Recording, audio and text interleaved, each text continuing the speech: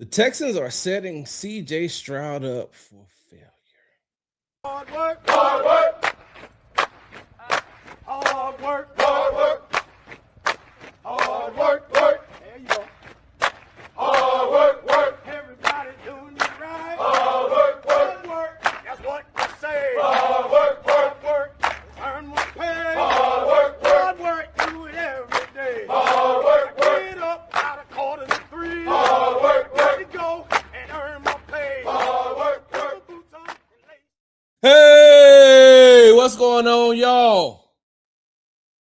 You're tuned into Sports Talk with Big Sarge, but there's something that I'm doing new now. I decided that starting in March, I would like to do something called the Morning Brief, where I come on and I talk about things that are sports related to the world, just, doing a little mixing and matching. But welcome to the Morning Brief. I really want to come on here and talk about Houston rapper Killer Leon making the remarks about Houston Rockets forward Kevin Durant being Robin.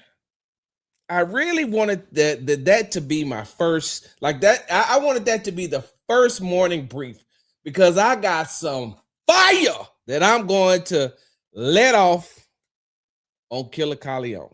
I ain't trying to do no gangster stuff either, Killer. So I'm just responding to what you said. So just make sure I let you know up front. I ain't trying to do that. But in the midst of me preparing for that show, I got an alert, right? I got an alert on my phone that said the Houston Texans and Cleveland Browns are in talks to finalize a trade that will send offensive lineman Tytus Howard to the Browns for a 5th-round pick. Ian Rappaport reported it first. And I said to myself, wait a minute, what the hell? It's March 2nd, not April 1st. That's something that I thought I would see on the April Fool's joke. But this is March 2nd, not April 1st. And so when I read that and I looked at it again and I put out a tweet on social media that said,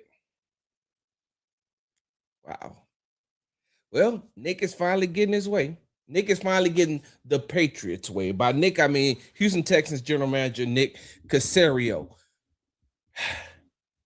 Some of you all are asking, what does that mean, Sarge? What does that mean when you say that he is getting, he's making it the Patriots' way?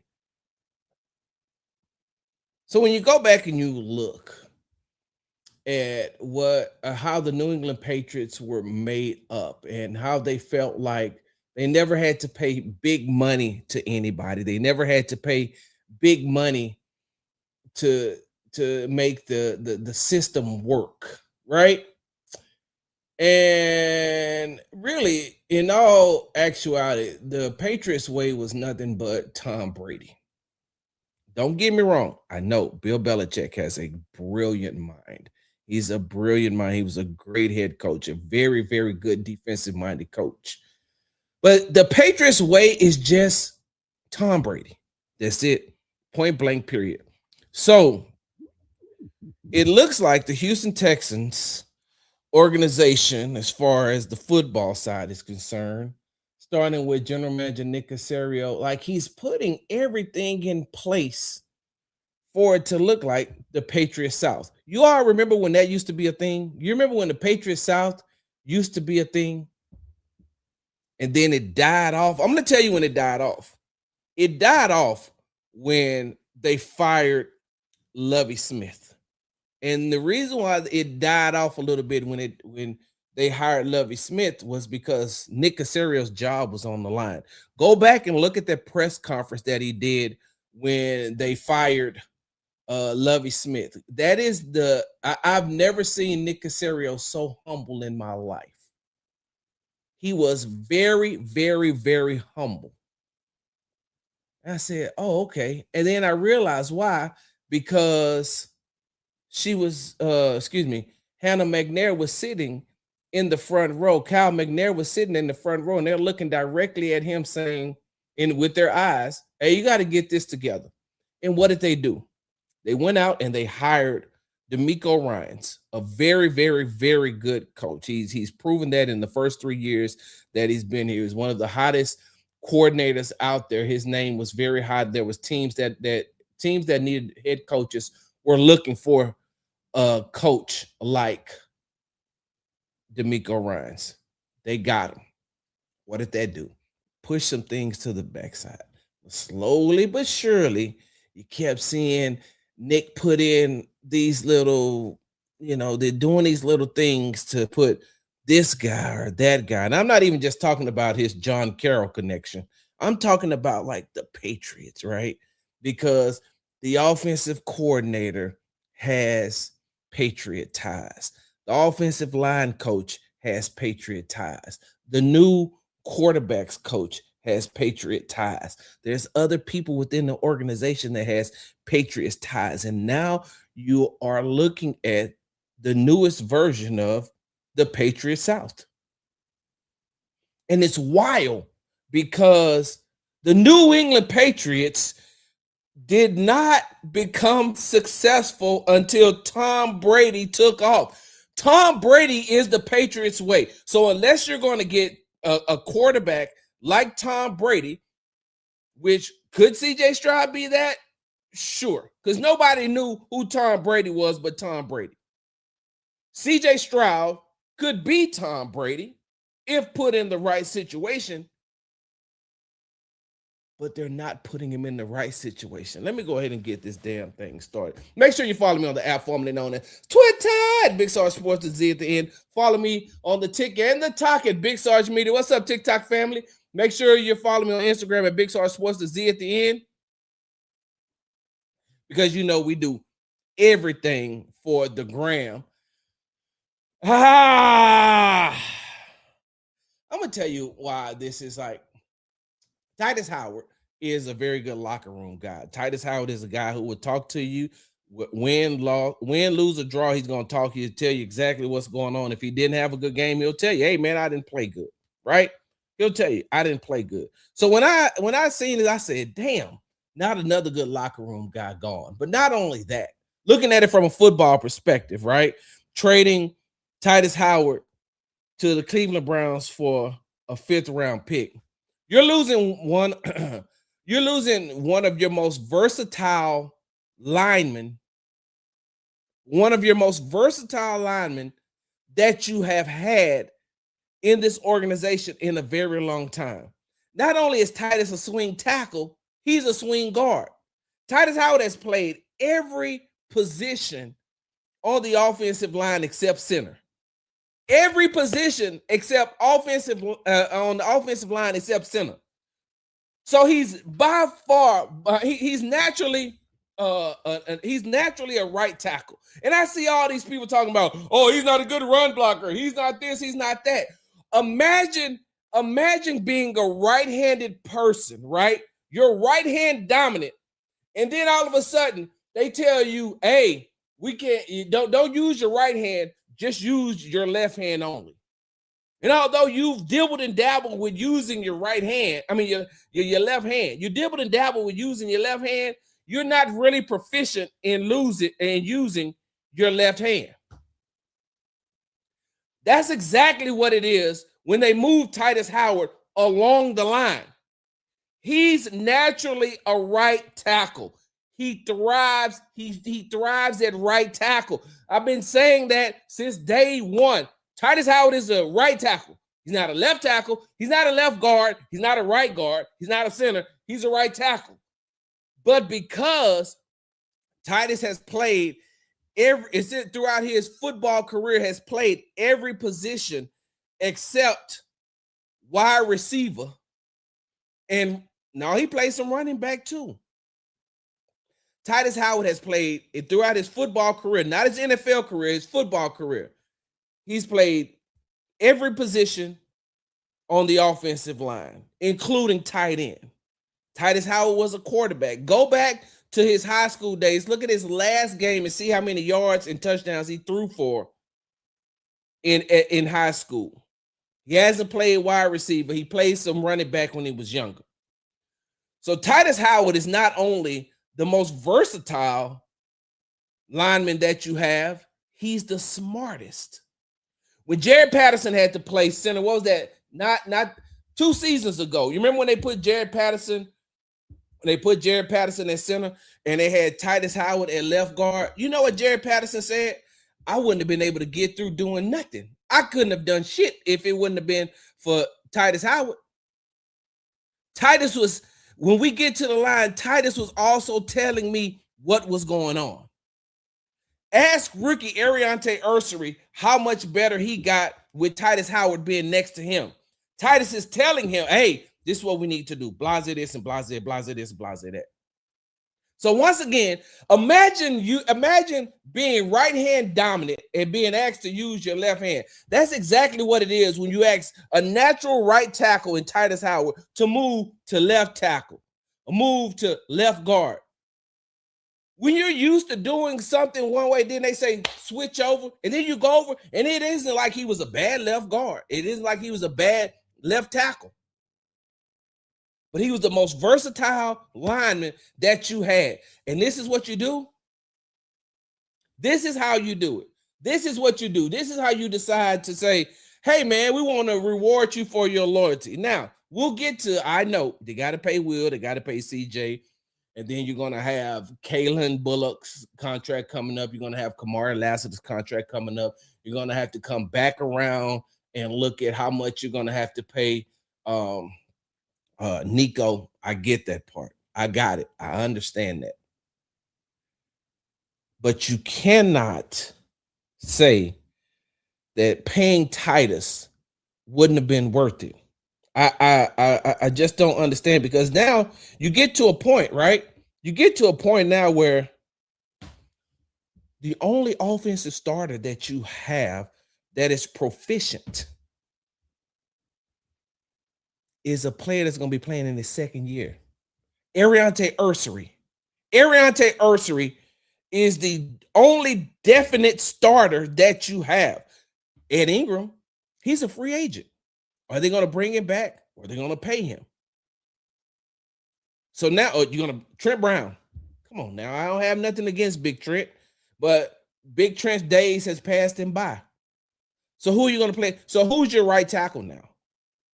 Who's your right guard? Who is your center? Jake Andrews? I think he's gone, right? Somebody, hey, drop that in the chat. I think that he was on a 1-year deal, but you don't have a center, and you don't have a left guard. So you are missing 4 offensive line positions. The only definite that you have is that you have a starting left tackle. That's it. You gave up Tytus Howard for a 5th-round pick. Okay, I got it. So now you're going to try to build, right? Build through the draft, or try to build through free agency, which, how has that worked out for you, Nick? Last year, you signed 3 offensive linemen. Well, you signed 2 and traded for 1, if I'm not mistaken. But you brought in 3 new offensive linemen, and then you got rid of 2. Ed Ingram was the only one that panned out. Ed Ingram was the only one that panned out on that offensive line. You got rid of the other 2. Did you find a gem in Ariante Ursery? Yes, you did. That young man, if he sticks to it, is going to be very, very, very, very good. He has all the intangibles. He has all the tools to do what he needs to do. But he's going to be playing in his second year. You got 4 offensive line spots open now. And that's... Give me a second, because it's in the morning. I worked out this morning. Still getting myself hydrated. So, you're going to trade Tytus Howard.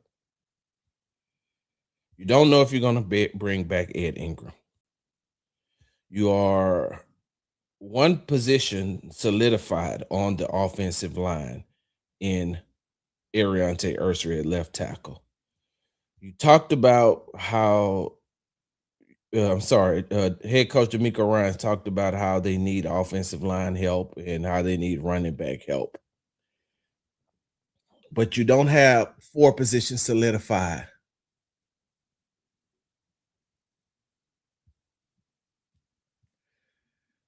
and this is how you treat your franchise quarterback. Do not get me wrong.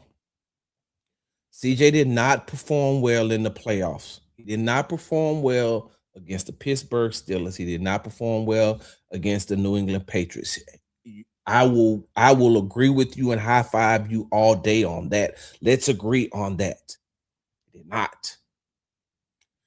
Did CJ have a record-breaking season? Did he have a mind-blowing season? Did he have one of those seasons that make you turn your head and be like, damn, this guy is really, really good? No, he did not. Did he have his rookie season? No, he did not. But you know what else he didn't have? Continuity along the offensive line. The only thing that he knew was Ariante was going to start at left tackle and Tytus Howard was going to be somewhere on that line. Tytus Howard was going to be somewhere along that line. Either he was going to be on the left side or he was going to be on the right side, but he was going to be on that line. And now what do?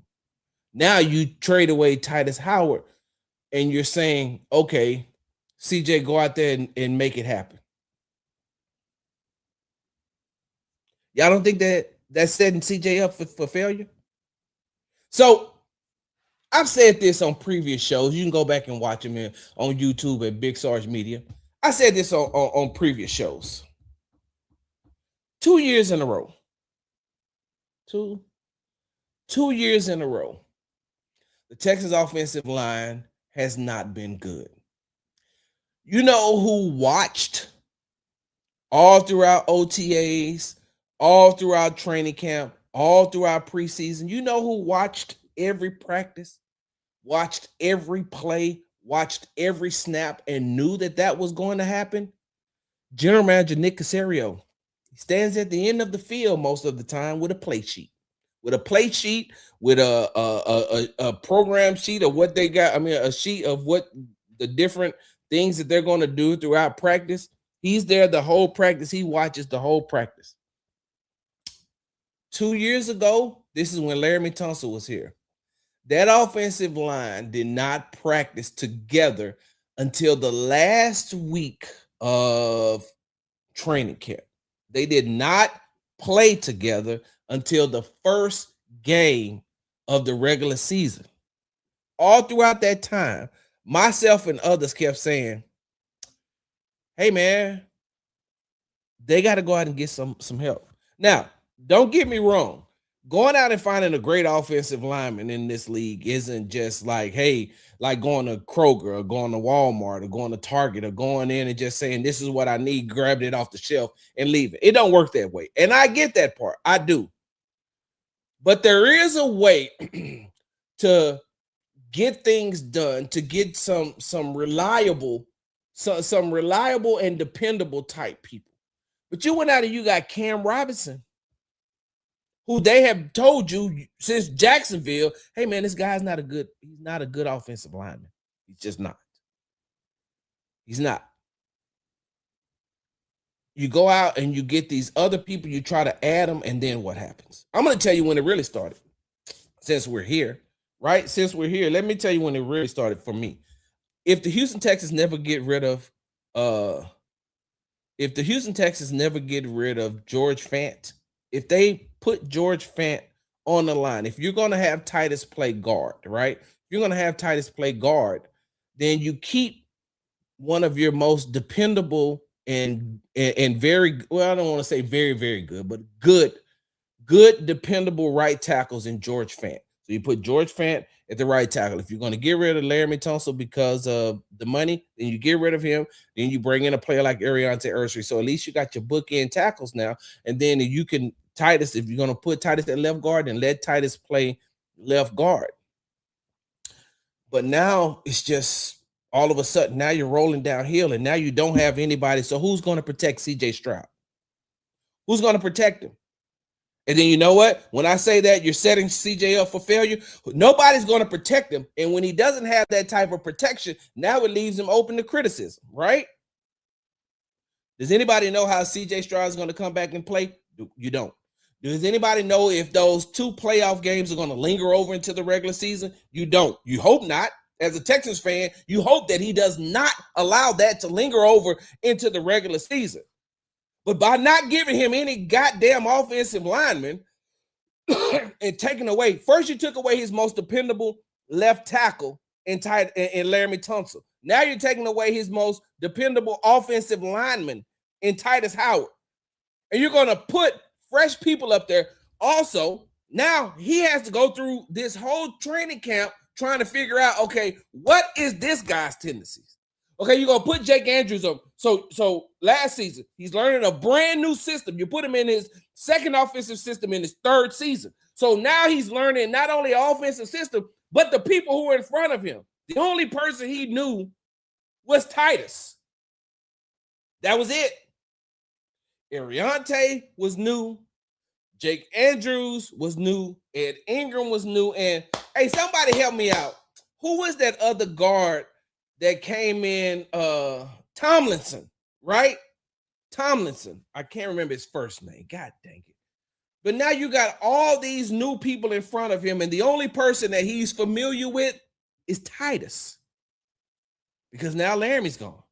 So now you get rid of Tytus, and the only person he's really familiar with, if you don't bring back Ed Ingram, Laken Thompson, thank you, is the only person he's going to be familiar with is Ariante. But you're going to want him to go out and make sure that he performs to an elite level, all the while not giving him the protection that he needs. I said this 2 seasons ago. What you're asking CJ Stroud to do is to build a house. To build a house with wood and nails. That's it. He doesn't have any other equipment, any other tools. He doesn't have a nail gun. He don't have a hammer. He ain't got nothing else. Wood and nails. Build a house, CJ. Okay, so that's cool. But where's the cement so I can lay the foundation? Build a house, CJ. Cool. Criticize him all you want. I don't give a damn. I will agree with you. His playoffs were terrible. His playoffs were horrible. But now you're putting him in a position going into his 4th season to say, make it happen. Make it happen. We drafted you high. Hey, we're going to give you the money. We're going to pay you the money. We're going to give you the money. But you give him the money, and then you're going to turn right back around and try to say, well, he's one of the highest paid quarterbacks in the league. He should be able to get it done. With what? With what?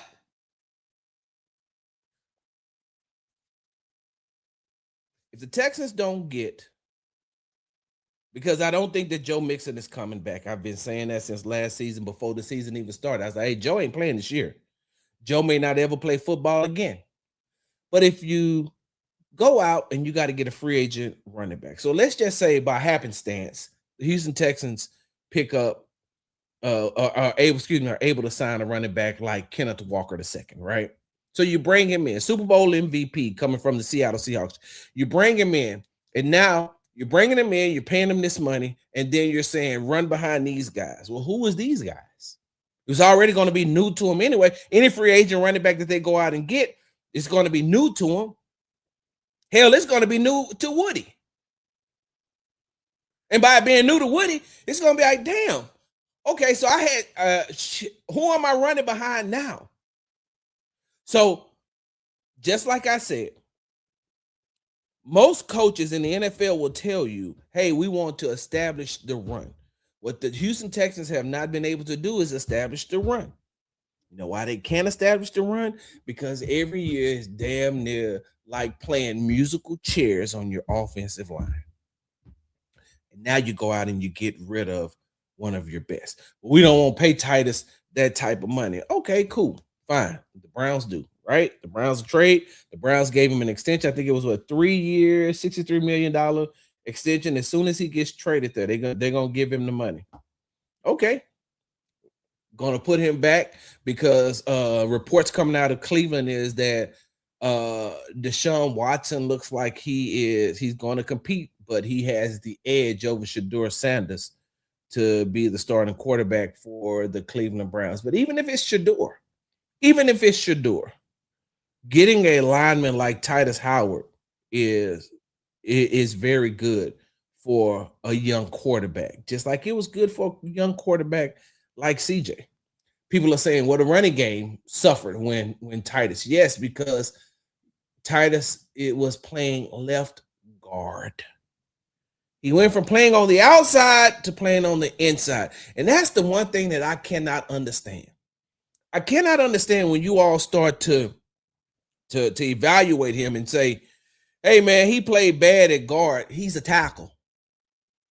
Yeah, well, we should have got better guard play out of Tytus. He's a tackle. Well, Tytus should have been able to be more effective at the guard position. He is a fucking tackle that just so happen can play. You can plug and play him, but if you want to get the maximum use out of him, you got to put him at right tackle. A portable charger, right? A portable charger will help you get some power back into your phone, but a charger that goes into the wall gonna charge your phone like that. It's gonna take you a little time with that portable charger. You know, the one that you just sit your phone on and you wait for it to charge. You be like, damn, it is taking forever.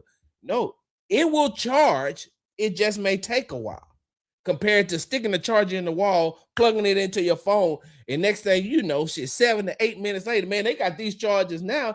Hell, I think as soon as you stick the charger into the phone, 100%. When I was in the airport in Dallas on Sunday, my phone was down to like 21%. I put the charger in it. 7 minutes I came back. That thing was at 71%. Now imagine what it would have been if I had to put it on a portable charger. You get my analogy? You get what I'm saying? It isn't one of those things where Tytus is going to be just as effective at the left guard position as he is playing right tackle.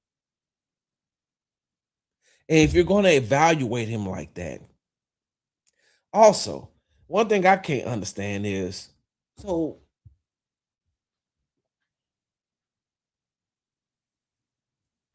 you want him to be loyal, right? Y'all want these players to be loyal to these franchises, right? You get all upset when they go into free agency or they move or they demand a trade. You want them to be loyal to the franchise. You want them to be loyal to the team that you root for. But then when it comes down to these business decisions, which they tell you right from the get-go, hey man, look, professional sports is still a business. Professional sports is still a business. But you all get pissed off when these players want to leave, when these players want to be traded. Well, okay, then so now what? Has Tytus not done everything? Has Tytus not done everything that this organization asked him to do? Tytus has done everything that this organization has asked him to do. You ask him to play multiple positions, he played multiple positions. You ask him to step up and be the leader in that offensive line room now that Laramie Tunsil was gone, he stepped up. Go ask his teammates. He stepped up. He should have been a captain. He should have been a team captain. But he stepped up in that offensive line room, took control, took charge in that offensive line room, and helped lead them to where to be better than they were before. Because I think the year before they gave up, 50 plus sacks. I think last year they gave up 29 in totality. I got to look that up. I don't have those stats available. But I know they gave up significantly less sacks than they had before. So that's what I don't understand. That's what I don't understand. How are you going to come in and you're going to say, because let me tell you something. If you want to make it work, you'll make it work. Now, I don't know if they're going to make CJ play this year out. I know that Will is definitely going to get an extension, and they're going to probably make him the highest paid defensive end in the NFL. Well deserved, well deserved, well deserved. When they go into CJ's, when it's time to do CJ's contract, they're going to look at the quarterback market. They're going to compare that to CJ's play, and they're probably going to find somewhere in the middle. Will they take into account that, you know what? I don't even want to do that. Yes, I do. Fuck it.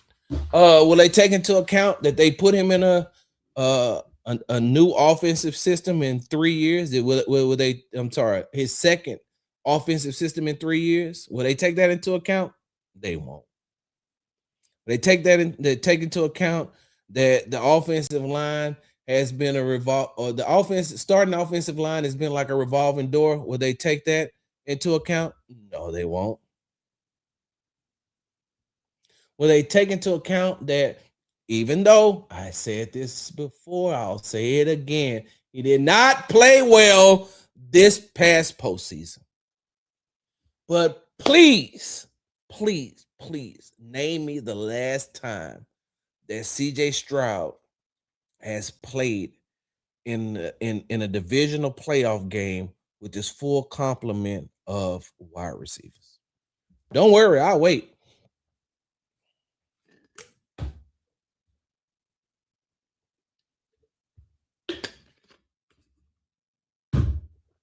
When? Against the Baltimore Ravens, Tank Dell was hurt. He only had Nico Collins. They rolled the coverage over to Nico, and they lost. Against the Kansas City Chiefs in year 2, he only had Nico. Tank Dell was hurt. Stephon Diggs was hurt. They rolled the coverage over to Nico. Year 3, Nico gets hurt. So now he's playing with 2 rookies in Jalen Noel and Jaden Higgins. He's playing with Xavier Hutchinson. He's playing with often injured Christian Kirk, who played well in Pittsburgh but didn't show up in New England. Neither did CJ. He lost Dalton Schultz in the first half, his other only reliable wide receiver. So all I'm asking you is, hold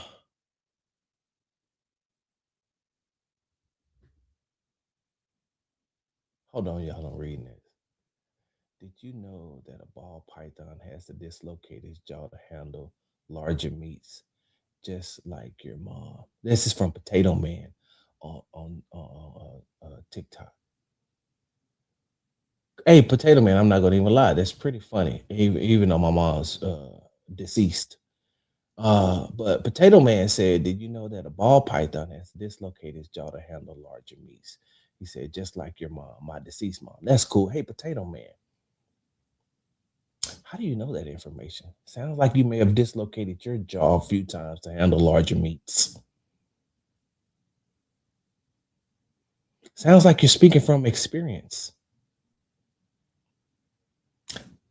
Sounds like you've probably dislocated your jaw a couple of times to pay your rent or your car note, maybe health insurance, maybe to get something to eat, maybe for drugs, maybe for alcohol. Potato Man, I feel like you're speaking from experience. Like that's just a random fact, right? That's just a random fact that you would throw out there about ball pythons having to dislocate his jaw to handle larger meats. Sounds like you've done this before. Like I feel like Potato Man, I feel like you're speaking from experience. Like you probably like there's probably video of you doing that. That's wild.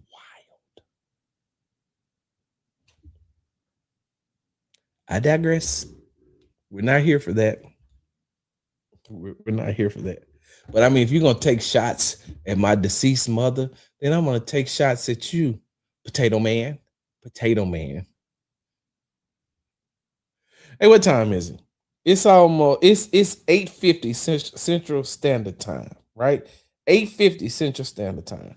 I feel like Potato Man, you probably just put your jaw back in place. You probably just put your jaw back in place for the second time. I feel like you started your night out dislocating your jaw so you can handle larger meats.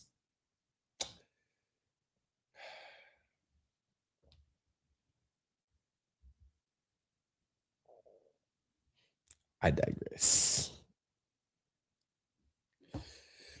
Back to this breaking news of the Houston Texans trading Tytus Howard to the Cleveland Browns.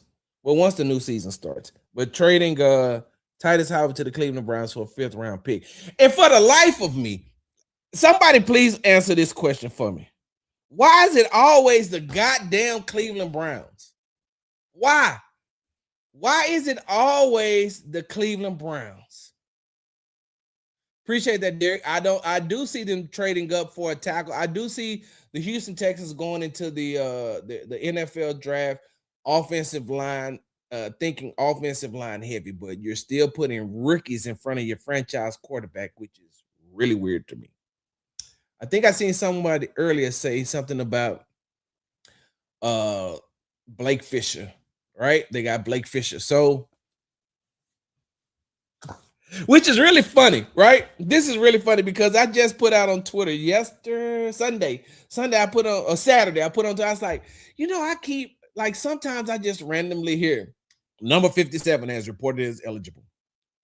Number 57 is Blake Fisher, who was brought in as the 6th offensive lineman a lot throughout the season. And as that additional offensive lineman, Blake was good. I just don't know how Potato Man out there on Bissonnet facts. I don't understand.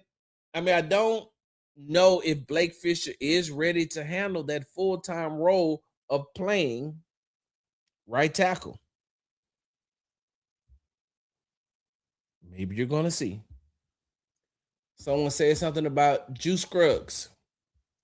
I don't know when and I don't know where it happened, right? I don't know when it happened. I don't know where it happened. I don't know why it happened. But some way, somehow, Juice got into Popovich's doghouse. And once he got into Popovich's doghouse, there was no way that he could come out. There was no way that he could come out. You notice Juice Scruggs was getting some playing time, then all of a sudden he just wasn't, right? And maybe it was something. Look, I've never coached offensive linemen before. Maybe it was something that Popovich seen that just didn't right with him as far as being able to give him playing time and putting him out on the field.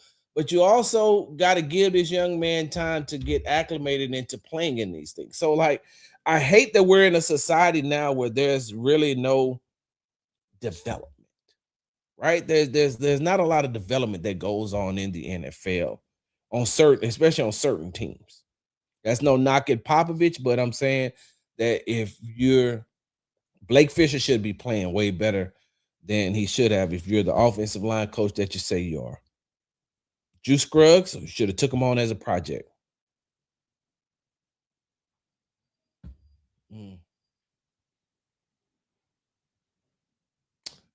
Give me 1 second, y'all. I don't know what it is today, y'all. Y'all give me a second, maybe because I ain't been here for a while. So at James PY6KF, I'm putting this up on the screen too. James says, I would like to know how Big Sarge can afford to fly to all these cities. I want whatever financial genius you have. Why are you worried about another man, James? What is going on with y'all today? Black History Month is over. Now we go into March, and now all of a sudden, all y'all are just worried about me. Why does that matter? Why do you care, James? Why do you care about my financials? You gonna give me some money? You need my cash app? DM me on Twitter. Big Sarge Sports is Z at the end. DM me. I'll send you my Cash App, and then you can give me some money since you're so worried about my financials. I don't understand why y'all worried about me, James. If you why you worried about another man's money? Why you worried about another person's money? Why are you worried about that? You know what you sound like? You sound like this radio host here in the city of Houston that I remember when I first started traveling and going to different games. He pulled me to the side. Hey man, how are you able to afford? I mean, how are you flying out like that? How are you coming to these games? Why does it matter to you? You know what? This may be his burner. You know what? This may be his burner. Hey, bro, I thought you got a game to call tonight in Washington. Why are you on my feed? Why are you using your burner to get on my feed? Don't you got a game to call in Washington? Get the fuck out of here, James. Kiss my ass. Anyway, where was I? Got it. Popovich, right? If Popovich should be able to, and this is going to be, so here's the thing, right? This is going to be the hardest task. I think this is going to be the most difficult task for a coach like Cole Popovich, the offensive line coach for the Houston Texans, because outside of Ariante, they finna give you all these brand new players. They finna give you drafted rookies. How are you going to develop them? You got rookies you're about to get in this draft. Or how are you going to develop Fisher? How are you going to develop Patterson? How are you going to develop Juice Scruggs? Like, if these are the people that are going to be here, right? You hope that the Houston Texans can come to an agreement and sign a deal with Ed Ingram to bring it back, to give them some type of continuity, and at least have them looking for 3 offensive linemen instead of 4. But if not, hey, Cole Popovich, how are you going to fix this issue? How are you going to work out this problem? And for the life of me, I can't understand how, like, these general managers, right? They know that these type of things are coming up. And I think I seen somebody post something about where they're going to save this amount of money in cash. They're going to say, let me tell you all something. Real fans don't give 2 fucks about saving money. They want good teams. You know what? Forgive me for using profanity. And now Queen is here. I gotta stop cussing. Hand over her. Oh, Alexis is here too. I gotta stop cussing. Tay is here too. I gotta stop cussing. Put my hand over my heart. I'm gonna restrain from using profanity for 7 minutes. For but for the life of me, one of the things that I can't understand is how, if the general manager knows that these things are coming up, you should be able to mix and match and be able to do the things to keep the players. But maybe, maybe you don't see that value in Tytus. Like, so maybe Nick just felt like Tytus wasn't worth it. Maybe it felt like Tytus wasn't worth it and said, let's move on. But if Tytus isn't worth it, if Tytus isn't worth the money, right? If he's not worth the money, and you get the draft pick, and you use, or if you're not going to package these draft picks up to get a better player, even if you package up draft picks and get into a better draft position and draft the offensive lineman, you still are drafting a rookie. So unless you have a really good offensive lineman free agent on your radar, or you're willing to give up capital to go out and get a really good offensive lineman, you are putting yourself right back in position to struggle. You're putting yourself right back in position to be in that situation where you're having CJ trying to make things happen. On top of the fact that you got a 2nd-year running back in Woody Marks, you're going to have to bring in and combine him with another running back. And so if you don't get one on the free agent market, you're going to have to get one off in the draft. And now you got a 2nd-year running back and a rookie running back trying to play behind a makeshift offensive line, because that's exactly what's going to happen. It's going to be a makeshift offensive line. Yes, Queena, they're trading Tytus to the Cleveland Browns for a 5th round pick. You're you're you're you're putting your franchise quarterback behind a makeshift line.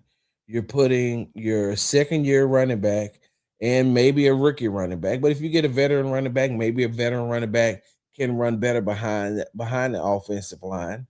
But you're putting your two key components on top of the fact that you don't have good blocking tight ends.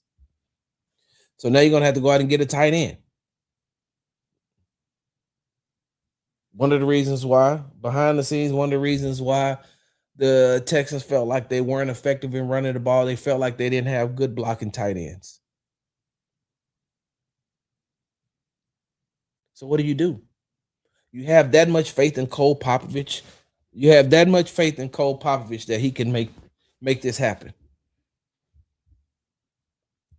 You have that much faith in Cole Popovich that he can turn any offensive line into an effective offensive line. That's basically what you're saying. That's basically what you're telling CJ. And it doesn't matter to me who you go out and get, either in free agency or through the draft, as far as offensive line is concerned. CJ has to build continuity with that person. CJ has to build continuity with that player. It's like having a job and having a team. You're the supervisor and you have a team of you have a you know what, let me use me for an example, right? Let me use me for example. When I became an NCO in the United States Army, for those of you all don't know, NCO stands for non-commissioned officer. When I became a non-commissioned officer, they moved me from the position that I was working in upstairs. So I was at a hospital, working at a hospital by this time. They moved me from the position that I was working with and the team that I was working with upstairs to downstairs. And I got a whole new group. I got a whole group of soldiers. Did I know these soldiers? I knew some of them. Had I worked with these soldiers? Never. And on top of that, those soldiers were PCSing. And that means that they were changing duty stations. So they were leaving Fort Belvoir, getting ready to go somewhere else. I was getting a brand new group of soldiers coming in, some of them coming out of AIT, which is you go to basic training first and then you go to AIT. And for some of them, Fort Belvoir was their first duty station. So seasoned, I wasn't getting seasoned soldiers who had been doing the job for a long time. I was getting some soldiers who had been maybe in place for for a couple of months, and then I was getting brand new soldiers coming in, and they come in. The mission doesn't change though. The mission does not change. All right, Alexis, be safe. The mission does not change. But when you get these new people in here, I don't know them from Adam. I don't know their work ethic. I don't know. So it's going to take time to build some continuity, to build some camaraderie, to build up to see what their strengths and weaknesses are. What are you good at? What are you struggling in? Maybe not maybe. What are you struggling in so I can help you to improve on that? All the while depending on these soldiers who have just been here, coming maybe from Germany or Korea or from Fort Drum in New York, coming from Fort Leonard Wood in Missouri, or maybe coming from I can't think of the name of the base in Hawaii. God dang it is. Anyway, coming from Hawaii, they're still getting acclimated to being here, just doing this job. And now I got new people coming in. Now I'm like, okay, so we got to make all these things work together because the mission is the same.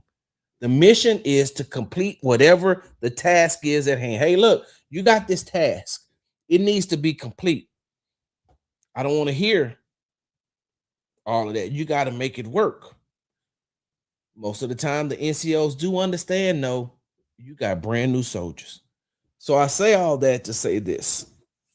CJ is the NCO, the non-commissioned officer. That offensive line are his soldiers. And so if he's going to be able to lead them, he has to be able to build some type of continuity with them, right? he has to build some type of continuity with them in order for them to be able to all work towards the common goal, and that's to win, and that's to get to win the division, to win a playoff game, to go to the AFC Championship, to go to the Super Bowl, to win the Super Bowl. They all have to be on the same page. But if there is no continuity in there yet, then how is it going to get done? On top of the fact that you got a second year, on top of the fact you got a second year offensive play caller,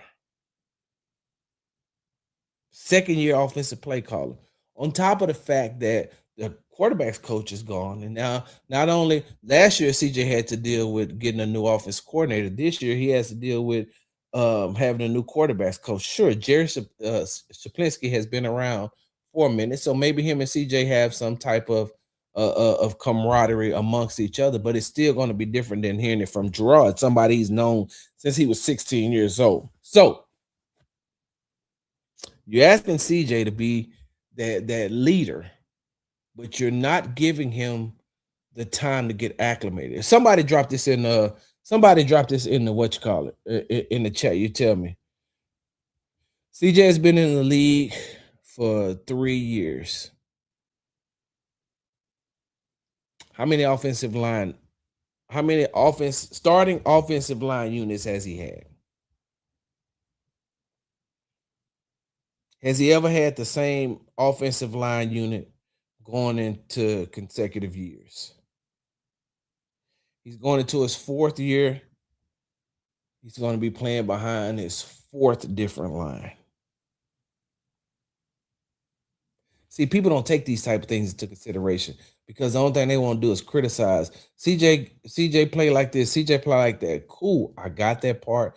You look, we're all here. We all have our opinions. You can all say, hey, according to his QBR and the metrics and this, that, and the other, most of you all who use analytics don't use the eye test. A lot of people can't get both of those in at the same time. Hold on. Most people can't get that going at the same time as far as matching analytics and the eye test together. They either depend heavily on the analytics or they depend heavily on the eye test. Some people can't make that connection. Well, Sarge can. And I tell y'all that all the time.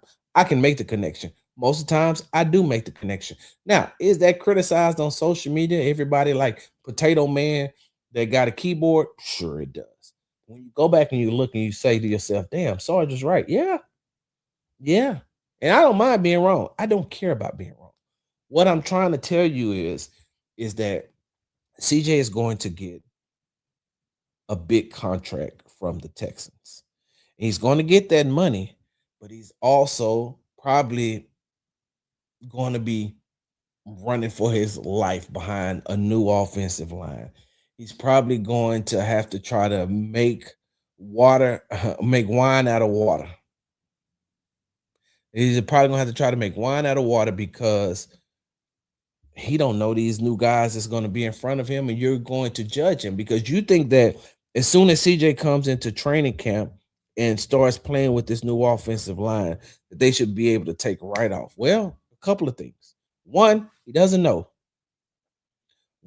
He does not know who these guys or who these new players are as far as how do they play. I know how Ariante play. If you're gonna put Blake there, okay, I got it. I know how he plays. You're gonna put Juice in, I got it. All right. So okay, so I got it if you're gonna do those type of things. But a lot of you all are gonna expect him to come in on day one and be successful behind this line.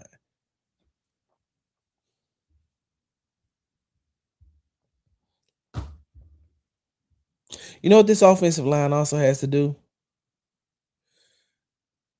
This offensive line also has to go up against the best defense in the NFL in training camp.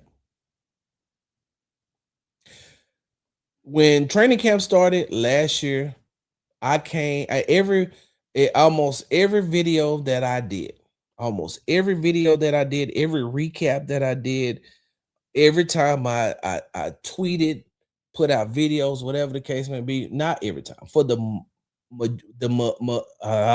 majority of the time. I said, hey man, this defense is kicking the offense's butt. That defense, and I told y'all, hey, this defense is gonna be special. I got a clip where I asked Aaron, how special can this defense be? I see them being the number one defense in the league. That defense is special. And CJ is not going to be able to develop unless they call off the dogs. And if they don't call off the dogs, CJ is going to have the same type of training camp that he had last year. You show some brilliant, some great plays sporadically here and there, but for the most part, you're wondering, hey man, where's the pressure coming from? Who's doing what? I got to get ready to get up out of here. But let me say this. Two things before I go. One, I started off asking this question. I'll ask you again. Why the hell are they always trading with Cleveland? And I mean, if we keep it in a buck, we keep talking about Patriot South, they're really turning into Cleveland Brown South. Hey, sorry, what do you mean by that? What do you mean by they change it? They're turning into Cleveland Brown South. When you look at the Cleveland Brown, what's the first thing that stands out to you? The defense. When you look at the Cleveland Browns team, the first thing that stands out to you is the defense, right? And then what else stands out? That they have an all-pro edge rusher. They got defensive player of the year in Myles Garrett at edge rusher. So when you look at that defense, the first thing you think of is edge rusher. And then they have another edge rusher that is good. Then they have a pretty good linebacker core. Then they have a pretty good defensive backfield. Now the Houston Texans, they have a really good set of defensive ends. They have good linebackers. They have excellent defensive backs, like great defensive backs, and they struggle on offense. What did Cleveland Browns? What happened to the Cleveland Browns? Great defense, struggled on offense. The Texans are becoming the Browns of the South.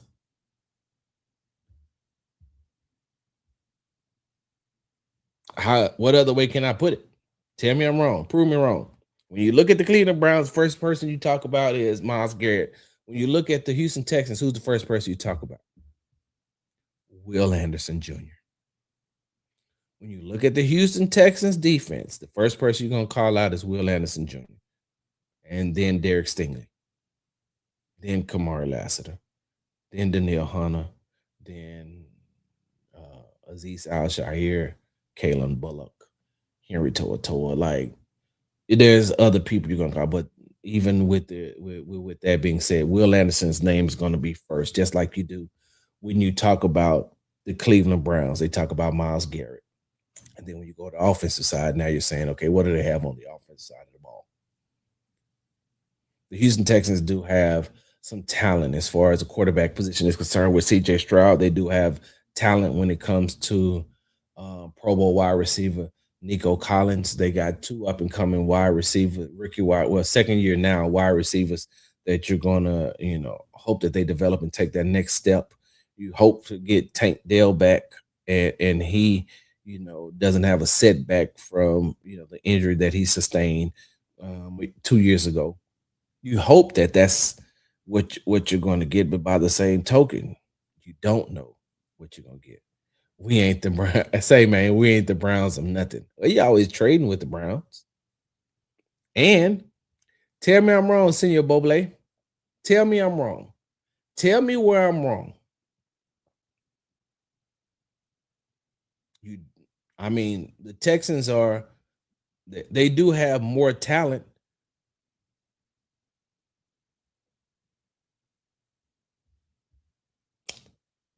Yeah. All right. Last thing I got for y'all. I like these morning briefs. Hey, if y'all think I should do more of these morning briefs, drop it in the comments. Drop it in the comments. The last thing I heard. Y'all remember during the exit interviews, right? During the exit interviews, Nick Casario did his exit interview. Yeah, I remember I asked him a specific question. And the question I asked him was, hey, do you feel like your window of opportunity is closing? You feel like the window is closing? And in true Nick fashion, first thing he's gonna say is no. He did no. And then he gave me word salad, and then he said no. But my thing is, if you're coming up on these windows where you're gonna have to pay everybody and you're gonna lose talent, and you're not gonna be able to afford to keep talent, just like you're doing now by getting rid of Tytus Howard, how long do you expect that window to be open?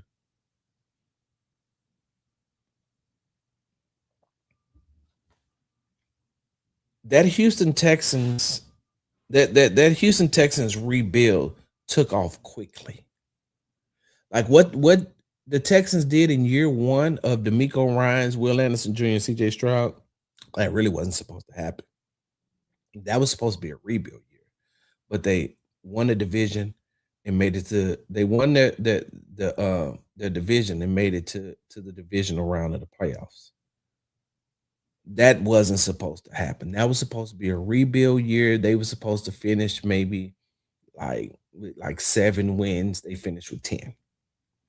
That second year wasn't supposed to happen either. You were supposed to get a little bit better, maybe get in as a wild card, maybe get you like 9 wins, which would have been probably good enough to get you into the playoffs. But they won the division again. They went to the divisional round of the playoffs and lost 2. So now you get into year 3.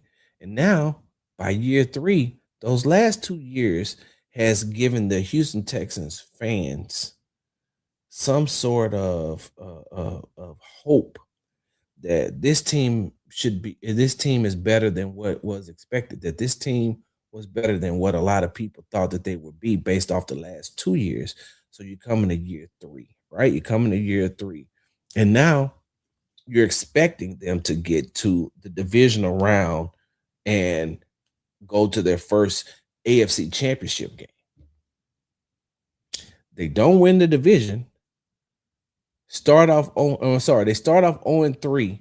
They don't win the division. They go on a 11-game winning streak, make it to the playoffs, win their wild card game, and then they make it to the divisional round again, and they lose in the divisional round. So by year 3 of D'Amico Ryans being the head coach and your cornerstone franchise players on the defensive side of the ball and Will Anderson Jr. and the offensive side of the ball in CJ Stroud, by year 3 is supposed to be the year 1 year, right? Give me a second, y'all. Year 3 was supposed to be the year 1. Well, was supposed to be how year 1 played out. That's what it was supposed to be by year 3. The first 2 years should have been a year of reestablishing the organization, getting all of that muck and mire out of all that toxicity out of the organization that was there before during David Culley year, Lovie Smith, Deshaun Watson. You get all that out your system, right? And now you come in and you're rebuilding in year 1, but they took off in year 1. They took off in year 2. They super exceeded expectations in year 3 after starting 0-3. So now you're going into year 4. You're going into year 4. Texans fans, what are you expecting from the Houston Texans? You already was pissed because they didn't make it to. You said that this was their best chance to make it to the AFC Championship game this year, and they didn't. And that was, a large part due to CJ Stroud's play. That was a large part in the offense didn't play well. So now you say, okay, so fix CJ, fix the offense coming in. You're expecting them to get to their first AFC Championship game at some point, right? Play in their first AFC Championship game in franchise history. This is year 4. By year 4, you know that you're going to give CJ the money. You know that CJ's going you're going to pay CJ and give him the money. Now, attached with that money is higher expectations. Attached with that new contract that CJ Stroud is going to get is higher expectations. And along those expectations going to come, when are you going to get us to the AFC Championship game? And that burden of getting them to the AFC Championship game is going to rely solely on the shoulders of CJ Stroud because he is the quarterback. He is the quarterback. And by him being a quarterback, and they're going to give him big money as being a quarterback, it falls right on squarely on your shoulder, CJ Stroud, to get us to the AFC Championship game. But what people won't take into consideration is he has the talent. He has the elite level talent to get them to the championship game. What are you putting around him? And with what was announced today, trading one of your franchise cornerstones as far as offensive lineman is concerned. Because think about it. Tytus Howard, drafted in 2019 in the first round with the 23rd overall pick, was the second longest tenured Houston Texans player outside of Kaimi Fairbairn. Right? Right? Second longest tenured player for the Houston Texans, drafted in 2019, first round, 2013 coming out of Alabama State. So now, you trade your most versatile offensive lineman. And now you're going to have to rebuild the offensive line, all the while trying to rebuild the tight end group, all the while hoping that Tank Dell returns to form and that your second year wide receivers out of Iowa State take the next step, right? So you're looking at this wide receiver group. You already know what you're going to get from Nico Collins. You don't know who they're going to pair with Woody Marks in the backfield. So now, if CJ was stepping into, if year 4, CJ Stroud was stepping into some type of continuity, some type of consistency from year 2 to year 4, then you could say, hey man, you got everything. You should be familiar, right? You should be familiar with everything that's around you now. Take us there. But year 1, he was a rookie. Year 2, he had to find new continuity and consistency with an offensive line. Year 3, he had to find consistency and continuity with a new offensive line, rookie wide receivers, first year play caller. This is why I don't go back and forth with a lot of people on social media when they start bashing CJ Stroud, because they're not trying to have a good faith conversation. They're not looking to have a good faith conversation. They're looking for clicks. They're looking for likes. They're looking for retweets, because they never put those things, right? They never put those things, those factors in when they're talking about CJ Stroud. They just come strictly and start bashing CJ. Like I said, his playoff performance was terrible. It was terrible. Horrible. But you know how it is in Houston. You can't have one bad playoff performance, because as soon as you do, they be wanting to trade you. They be wanting to get rid of you. A la Jalen Green. A young man had one bad playoff series, his first one, and then everybody wanted him to go. They wanted him traded. Now everybody's like, I mean, should we really pay CJ? Have you seen what it's like without a franchise quarterback? I'm asking.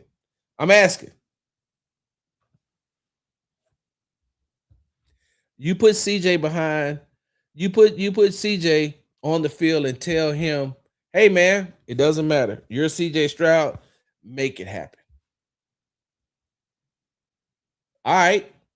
So now what happens? He has to take some type of risk. He has to take some type of chances. And then when he takes those chances and they don't pay off, Now you're ready to criticize him. But nobody ever goes back and says, okay, have we set this young man up and put him in the best position? Sarge, you're caping for CJ Stroud hard this morning, ain't you? Oh my God, Sarge, you are really caping for CJ Stroud. Am I? Tell me where I lied. Don't worry, I'll wait.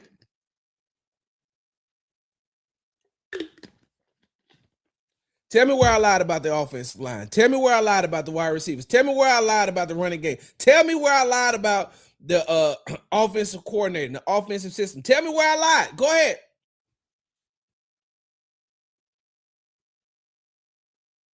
Just like Senior Boble said, act like you don't remember when Mills was the future.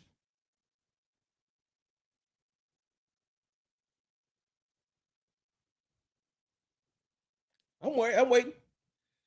No, I ain't got time. I gotta get up out of here. Actually, I gotta go grocery shopping. And I gotta get acclimated to being back in Houston, Texas. Oh my God, yo. I gotta say this before I go. My room in Miami was amazing. Oh, I gotta put that video out. Oh, my room. The view was amazing. The game wasn't all that well, but we're gonna talk about that a little bit later on. I got to talk about the Houston Rockets because what have I told you all? They mirror each other, right? The Houston Rockets and the Houston Texans, Spider-Man me pointing at each other. Yeah, I got some things that I need to say about the Houston Rockets and about I gotta let y'all go, TikTok family. I gotta get up out of here. Appreciate it. Get up. All right. Uh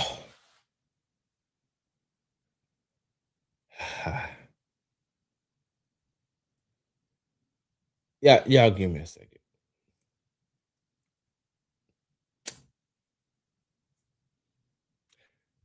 Today, I'm going to address the comments made by Houston OG, Houston rapper Killer Leon, and him talking about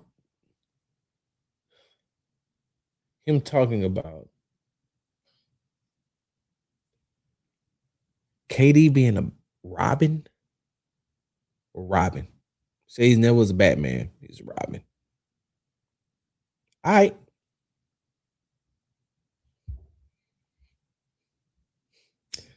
All right. All right. Robin. Hold on.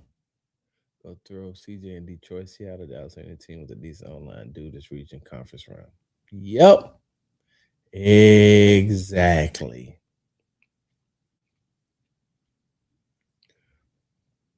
Imagine this. Why I got y'all in these streets looking crazy, Sean? What I do? Hey, let me say this though.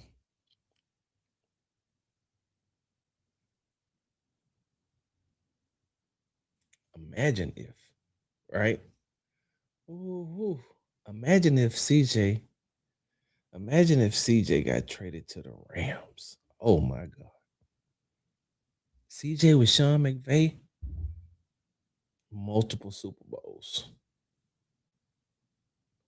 And don't get me wrong, they ain't trading CJ. Remember, I told you the Texans will gut a franchise if they ever traded CJ. That franchise will be looking to, will be trying to recover from trading CJ.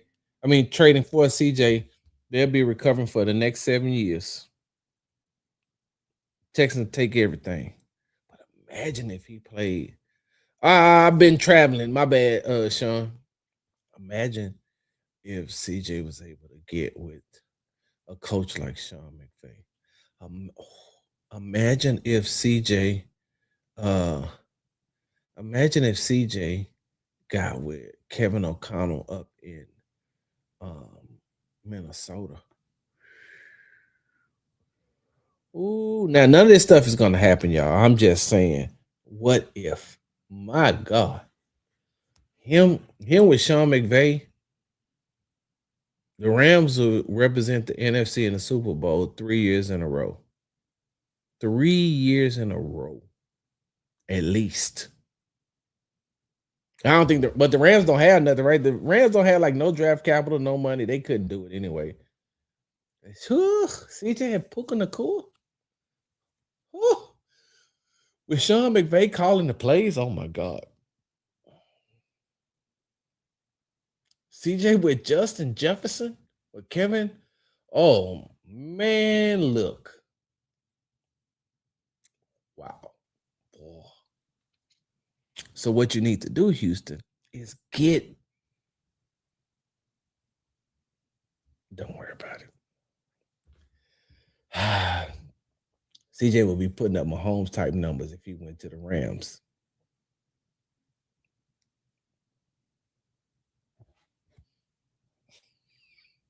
Goodness gracious. Shit. If CJ went.